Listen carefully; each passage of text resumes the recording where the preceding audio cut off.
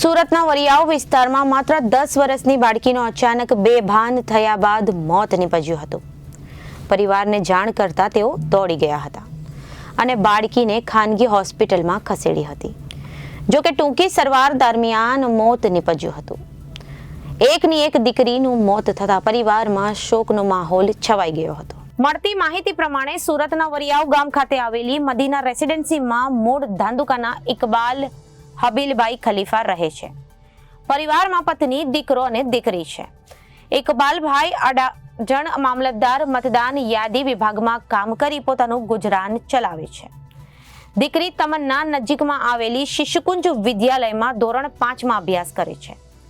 પિતા ઇકબાલભાઈએ જણાવ્યું હતું કે ગત રોજ સવારે તમન્ના સ્કૂલેથી અભ્યાસ કરવા ગઈ હતી। ત્યારબાદ બપોરે ઘરે આવ્યા બાદ જમીને સૂઈ ગઈ હતી।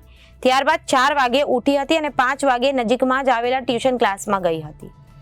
ટ્યુશન ક્લાસમાં ગયાના 5 મિનિટમાં જ ફોન આવ્યો હતો કે તમન્ના અચાનક વેપાર થઈને ઢળી પડી છે, જેથી પરિવારજનો તાત્કાલિક દોડીને ટ્યુશન ક્લાસ સાથે પહોંચ્યા હતા। તમન્નાએ તાત્કાલિક નજીકમાં જ આવેલી ખાનગી હોસ્પિટલમાં દાખલ કરી દેવામાં આવી હતી।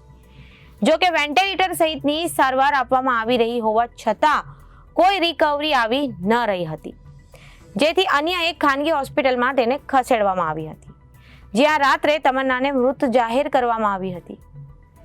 દીકરીના અચાનક મોતના પગલે પરિવારમાં શોકનો માહોલ છવાઈ ગયો હતો। 10 વર્ષની દીકરી મોતનું કારણ જાણવા માટે સિવિલ હોસ્પિટલ ખસેડવામાં આવી હતી। પોસ્ટમોર્ટમના પ્રાથમિક તારણમાં બાળકીના માથામાં હેમરેજ થઈ ગયું હોવાનું સામે આવ્યું છે। જો કે વધુ સેમ્પલ લઈને રિપોર્ટ માટે મોકલી આપવામાં આવ્યા છે। બાળકીનું સ્કૂલ અથવા ટ્યુશન જતા સમયે પડી જવાથી માથામાં ઇન્જરી થવાની શક્યતા છે। આ સાથે જ્યારે બેભાન થઈને જડી પડી રહી ત્યારે પણ માથામાં બીજા થઈ હોઈ શકે છે। પિતાએ વધુમાં જણાવ્યું હતું કે તમન્નાને ખેંચ આવવાથી પડી ગઈ હોય તેવું લાગી રહ્યું છે। જો કે અત્યાર સુધી તમન્નાને ક્યારેય ખેંચ આવી નથી। જ્યારે ખાનગી હોસ્પિટલમાં લઈ જવામાં આવી ત્યારે તેમને કોઈ જાણકારી ન હતી। હોસ્પિટલમાં કોઈ રિકવરી પણ આવી રહી ન હતી।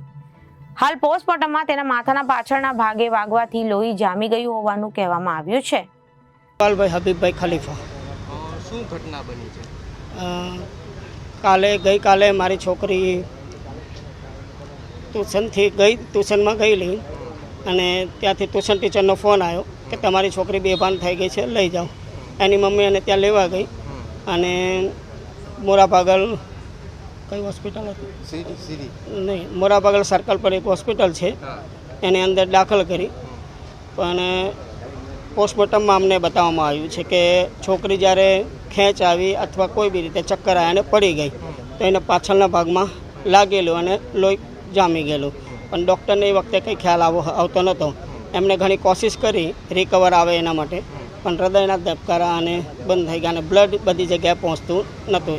એના હિસાબે એને ડિસ્ચાર્જ કરી જેનેબ હોસ્પિટલમાં, અને જેનેબ હોસ્પિટલમાં એમને બી ટ્રાય કરી અને 11 વાગે એમને મૃત ઘોષિત કરી દીધી।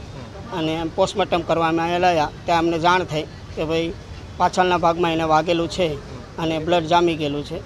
એના હિસાબે આ બધું બન્યું છે। તમે શું કામકાજ કરો છો? હું મામલતદાર કચેરીમાં ઓપરેટર છું। Reporter Arvind Rathod, Janadesh news, Surat.